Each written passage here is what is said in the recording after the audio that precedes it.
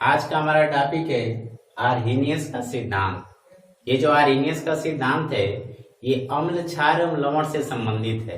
ये सिद्धांत हमको बताएगा कि अम्ल क्या होते हैं, क्षार क्या होते हैं, लवण क्या होते हैं। यूं कहा जाए कि आर्हेनियस का सिद्धांत हमको अम्ल क्षार और लवण की पहचान बताता है। तो काफी महत्वपूर्ण सिद्धांत है। इससे परीक्षाओं में बहुत सारे प्रश्न पूछे जाते हैं। तो आइए शुरू करते हैं। आर्हेनियस का सिद्धांत या आर्हेनियस की अवधारणा या आर्हेनियस की संकल्पना, विभिन्न नामों से इसको जाना जाता है। तो सबसे पहले हम लोग आर्हेनियस के सिद्धांत के अनुसार अम्ल की मीनिंग जानेंगे। किसकी मीनिंग? अम्ल की। एसिड क्या होते हैं। तो जो आर्हेनियस था उसने ये कहा कि यदि किसी अम्ल को जल में डाला जाए, किस में डाला जाए? जल में। ध्यान देंगे कि आर्हेनियस का जो भी सिद्धांत है उसमें जल का होना मस्ट है। बिना जल में डाले आर्हेनियस के सिद्धांत के अनुसार न हम अम्ल की मीनिंग बता सकते हैं, न क्षार की मीनिंग बता सकते हैं, न लवण की मीनिंग बता सकते हैं। यही कारण है कि बाद में जाके इसका सिद्धांत कह सकते हैं कि फेल भी हो गया था। तो जब भी आर्हेनियस का सिद्धांत अम्ल क्षार लवण संबंधित कोई भी जानेंगे तो उसमें जल का होना जरूरी होता है। तो क्या मीनिंग इन्होंने बताया था अम्ल का? कि अम्ल वे यौगिक या यौगिकों का वो समूह होता है जिनको यदि जल में डाला जाए तो वो उस जलीय विलयन में हाइड्रोजन आयन देते हैं। या यूं कहा जाए कि अम्ल यौगिकों का वो समूह होता है जो अपने जलीय विलयन में केवल हाइड्रोजन देता है। किस रूप में? धनायन के रूप में। या यूं कहा जाए कि धनायन के रूप में केवल हाइड्रोजन आयन देता है। तो मीनिंग इसकी लिखते हैं कि अम्ल वे यौगिक होते हैं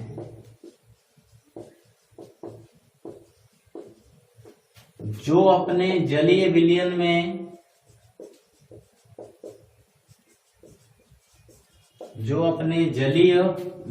में हाइड्रोजन आयन, कौन सा आयन? हाइड्रोजन आयन देते हैं। तो ये है आर्हेनियस के सिद्धांत के अनुसार अम्ल की मीनिंग। क्या मीनिंग है? फिर से एक बार देखते हैं कि अम्ल वे यौगिक या यौगिकों का वे समूह होते हैं जो अपने जलीय विलयन में, अर्थात यदि उस अम्ल को जल में डाला जाए तो धनायन के रूप में क्या देंगे? हाइड्रोजन आयन देते हैं। ऐसे सभी यौगिकों को हम लोग अम्ल कहते हैं। किसके अनुसार? आर्हेनियस के अनुसार। आइए इसके कुछ उदाहरण लेते हैं। जैसे हम लोग एक अम्ल लेते हैं हाइड्रोक्लोरिक अम्ल। अब इस हाइड्रोक्लोरिक अम्ल को जब जल में डालेंगे तो ये अपने आयनों में टूट जाएगा, अपने मूलकों में टूट जाएगा। तो इसका जब हम लोग समीकरण लिखेंगे तो उसको हम लोग कहते हैं आयनिक समीकरण। क्या बोलते हैं? आयनिक समीकरण। और जब आयनिक समीकरणों को लिखते हैं तो हम लोग इस तरीके से दो तीर का प्रयोग करते हैं, आधा तीर ऊपर आधा तीर नीचे। तो जब इस HCl को, हाइड्रोक्लोरिक अम्ल को जल में डालेंगे तो ये H प्लस और प्लस Cl माइनस में टूट जाएगा। तो आप देख सकते हैं आर्हेनियस के अनुसार कि हमको जब इस यौगिक को हमने जल में डाला तो हमको एक आयन मिला, और वो आयन क्या है? तो हाइड्रोजन आयन है। और आर्हेनियस के अनुसार यदि कोई भी यौगिक अपने जलीय विलयन में हाइड्रोजन आयन देता है तो हम ऐसे यौगिक को क्या बोलेंगे? अम्ल बोलेंगे। ऐसे यौगिक को क्या बोलेंगे? अम्ल बोलेंगे। तो इस तरीके से आप किसी भी यौगिक को जल में डालकर और यदि हाइड्रोजन आयन मिलता है तो आप बड़ी आसानी से बता सकते हैं कि वो यौगिक क्या है? एक अम्ल है।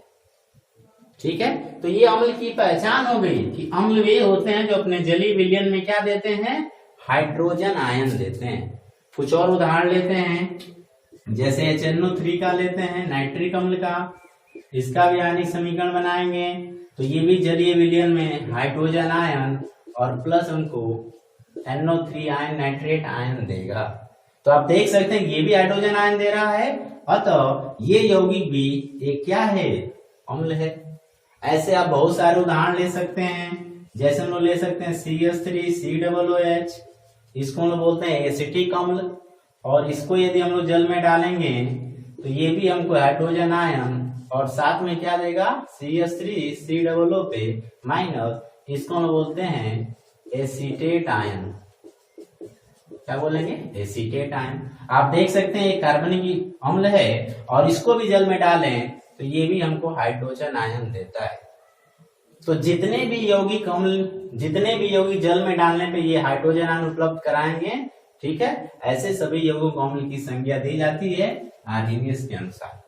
एक आध उदाहरण और ले लेते हैं, जैसे हमने ले लिया सल्फ्यूरिक अम्ल H2SO4, और इसका भी जब जलीय विलयन बनाएंगे तो ये बनेगा H+ और प्लस साथ में बनेगा SO4, और SO4 सल्फेट जो आयन या सल्फेट जो मूलक होता है उस पे 2 माइनस चार्ज होता है, और इस H पे कितना चार्ज होता है, 1+ चार्ज होता है।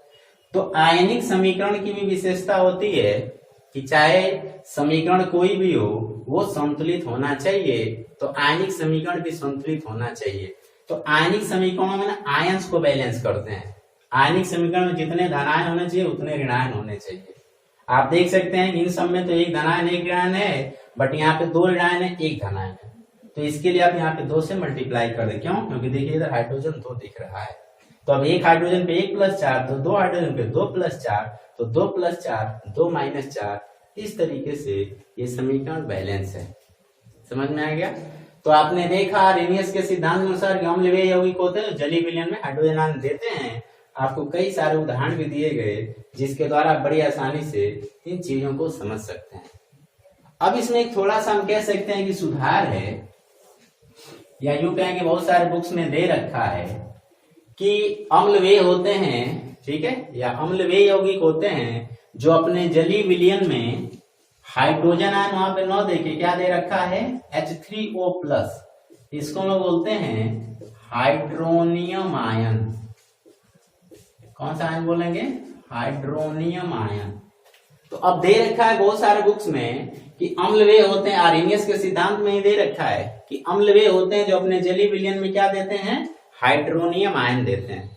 तो आप कहेंगे कि एक बार हाइड्रोजन आयन कहा जा रहा है, एक बार हाइड्रोनियम आयन कहा जा रहा है। एक्चुअल में होता ये है कि जैसे ही अम्ल को जल में डालते हैं तो वो देता है हाइड्रोजन आयन, लेकिन तुरंत ये हाइड्रोजन आयन जल के अणु से क्रिया कर और हाइड्रोनियम आयन का निर्माण कर लेता है। तो पहले तो हमने ये कहा कि जल में जब अम्ल को डालेंगे तो हाइड्रोजन आयन देता है, लेकिन थोड़ी देर बाद जब उसको हम लोग उसका परीक्षण करेंगे तो उसमें हमको हाइड्रोजन आयन न मिल के कौन सा आयन दिख रहा है, हाइड्रोनियम आयन दिख रहा है। तो इस तरीके से आप कह सकते हैं कि अम्ल वे होते हैं जो जलीय विलयन में कौन सा आयन देते हैं, हाइड्रोनियम आयन देते हैं। कैसे होता है जरा इसको देखिएगा। ये है पानी H2O, पानी का संरचना सूत्र बनाएंगे तो ऐसे बनेगा O, ऑक्सीजन के आउटर मोस्ट ऑर्बिटल में इलेक्ट्रॉन होते हैं कितने, कुल 6 इलेक्ट्रॉन होते हैं, 1 2 3 4 5 6, और 2 हाइड्रोजन इसके साथ जुड़े हुए हैं, एक हाइड्रोजन और एक हाइड्रोजन इधर, इस तरीके से। तो ये है पानी के अणु की संरचना। अभी आप देख सकते हैं कि पानी के अणु के पास 2 लोन पेयर बचा हुआ है। क्या बचा हुआ है, लोन पेयर इलेक्ट्रॉन। समझ में बात आ रही है? अब क्या करेगा कि पानी में चूंकि हम लोग इस अम्ल को डाले तो H+ दे रहा था, और ये H+ तुरंत इस पानी के अणु के साथ एक बांड बना लेगा। कैसे कि जब ये पानी के अणु के पास जाएगा, जब ये पानी के अणु के पास जाएगा तो पानी के अणु के पास आप देख रहे हैं 2 इलेक्ट्रॉन इधर 2 इलेक्ट्रॉन इधर, 2 लोन पेयर मौजूद हैं। तो ये पानी का अणु क्या, अच्छा इस हाइड्रोजन H+ के पास क्या, हाइड्रोजन के अंतिम कोष में 1 इलेक्ट्रॉन होता है। अब इसने 1 इलेक्ट्रॉन वो भी दे रखा है, तभी तो इस पे 1+ चार्ज है। मतलब इस H+ के पास देखा जाए तो इलेक्ट्रॉन कितने हैं, 0। और ये चाहता है अस्थायी बनने के लिए इसका डुप्लेट पूरा हो जाए, अर्थात इसके अंतिम कोष में 2 इलेक्ट्रॉन हो जाए। तो अब ये जाएगा भिखारी की तरफ, पहले तो 1 इलेक्ट्रॉन था दे दिया, दाता बना था, और अब इसके पास 1 भी इलेक्ट्रॉन है तो ये भिखारी बन गया।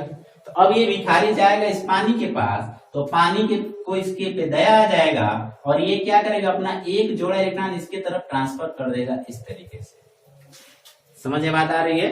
अब ये इसके साथ जुड़ गया, तो पहले ये था H2O, अब इस H2 में 1 हाइड्रोजन और जोड़ दीजिए तो देखिए H3 हो गया, और चूंकि ऑक्सीजन अपना 1 लोन पेयर इसकी तरफ ट्रांसफर कर रहा है तो इस ऑक्सीजन पे आ जाएगा +4। तो इस तरीके से किसमें कन्वर्ट हो गया, ये देखिए H3 1 2 3, H3 और O, ठीक है, O, और इस O पे आ गया प्लस का चार्ज। तो इस तरीके से निर्माण कर लिया किसका, हाइड्रोनियम आयन का। तो आई होप आपको हाइड्रोनियम आयन कैसे बनता है ये भी समझ में आ गया होगा। यहाँ पे कौन सा बॉन्ड बन रहा है, उप संयोजी बॉन्ड। ठीक है, ऐसी संयोजकता होती है जिसमें साझे का दोनों इलेक्ट्रॉन एक ही परमाणु उपलब्ध कराता है। इसमें हाइड्रोजन के एक भी इलेक्ट्रॉन है, यहाँ पे हाइड्रोजन के एक इलेक्ट्रॉन है, यहाँ पे है, बट यहाँ पे एक भी नहीं है क्योंकि H+ के रूप में आया था। तो आपसे परीक्षा में अब पूछेगा प्रश्न कि अम्ल वे होते हैं जो जलीय विलयन में कौन सा आयन देते हैं।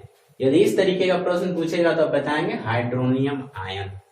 और यदि ऑप्शनल प्रश्न है उसमें पूछ रहा है कि अम्ल वे होते हैं जो निम्न में से कौन सा आयन जल में देते हैं, तो यदि उसमें हाइड्रोजन आयन है तो इसको सही करेंगे, यदि हाइड्रोनियम आयन है तो इसको सही करेंगे, और यदि दोनों दे दे तो ये हाइड्रोनियम आयन को ही सही करेंगे।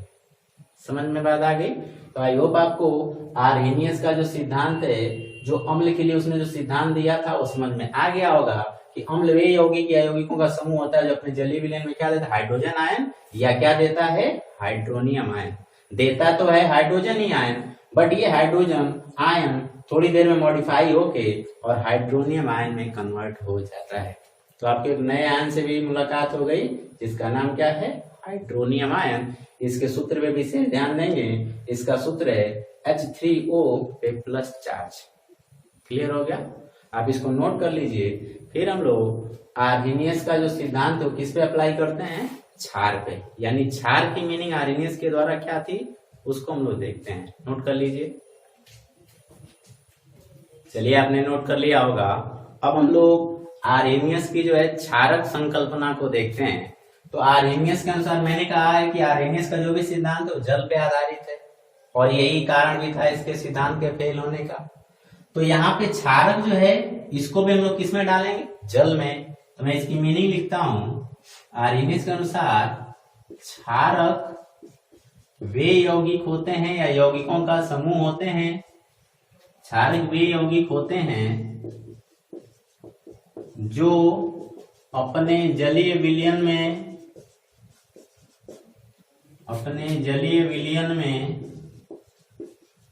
क्या देते हैं, OH आयन। इसको हम बोलते हैं हाइड्रोक्सिल आयन। क्या बोलते हैं, हाइड्रोक्सिल आयन देते हैं। ठीक है, तो जैसे अम्ल की मीनिंग थी कि अम्ल वे यौगिक होते हैं जो अपने जलीय विलयन में हाइड्रोजन आयन या हाइड्रोनियम आयन देते हैं, ठीक उसी प्रकार से क्षारक यौगिक या यौगिकों का वो समूह होता है जो अपने जलीय विलयन में कौन सा आयन देता है, हाइड्रोक्सिल आयन देता है। आइए इससे कुछ उदाहरण लेते हैं। इसका उदाहरण लेते हैं जैसे NaOH, सोडियम हाइड्रोक्साइड।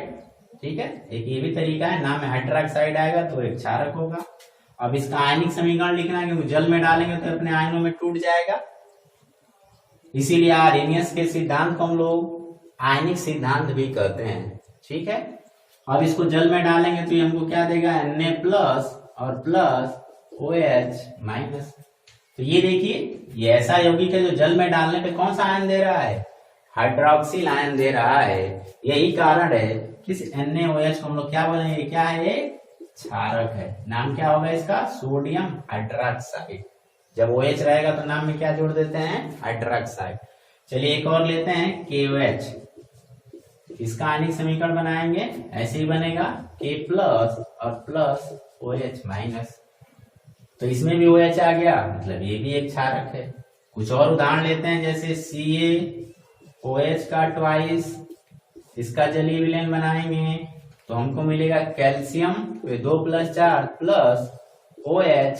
OH कितना है, ट्वाइस लगा है तो 2H है, माइनस 2+4 और एक OH पे 1 तो 2H पे 2 - 4। अतः ये समीकरण भी सही है। तो इस तरीके से आपने देखा कि क्षारक या क्षारकों को क्षार भी बोलते हैं हम लोग। तो क्षारक वे यौगिक होते हैं जो अपने जलीय विलयन में क्या देते हैं, OH आयन देते हैं। आप चाहे तो एक आधा और उदाहरण ले सकते हैं जैसे MgOH का ट्वाइस,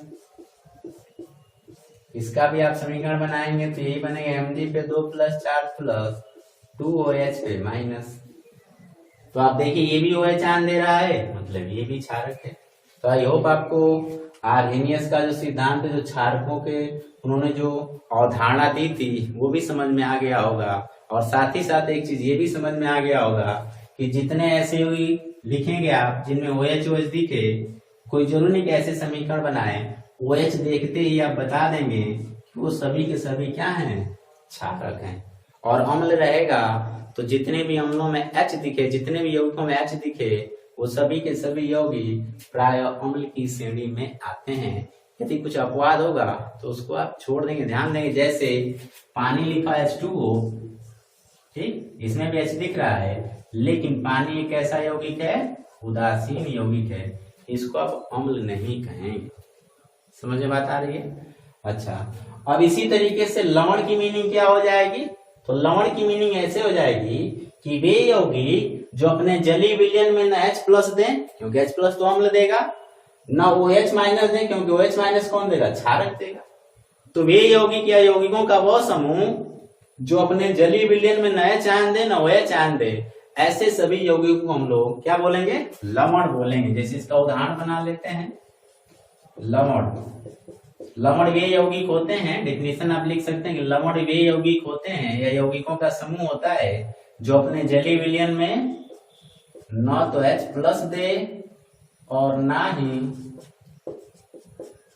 क्या दे, OH-। तो लवण वे यौगिकों के जो, अच्छा, जलीय विलयन रखना जरूरी है, मैंने पहले ही कहा आर्हेनियस जल में डाल के यौगिकों का परीक्षण किया था। तो लवण वे यौगिक होते हैं जो अपने जलीय विलयन में न तो H+ दे और ना ही OH-। ऐसे सभी यौगिकों को हम लोग लवण कहेंगे। तो इसके भी कुछ उदाहरण बना लेते हैं, जैसे NaCl, इसका आयनिक समीकरण लिखेंगे तो मिलेगा Na+ और +Cl-। देखिए Na+ मिला, Cl-।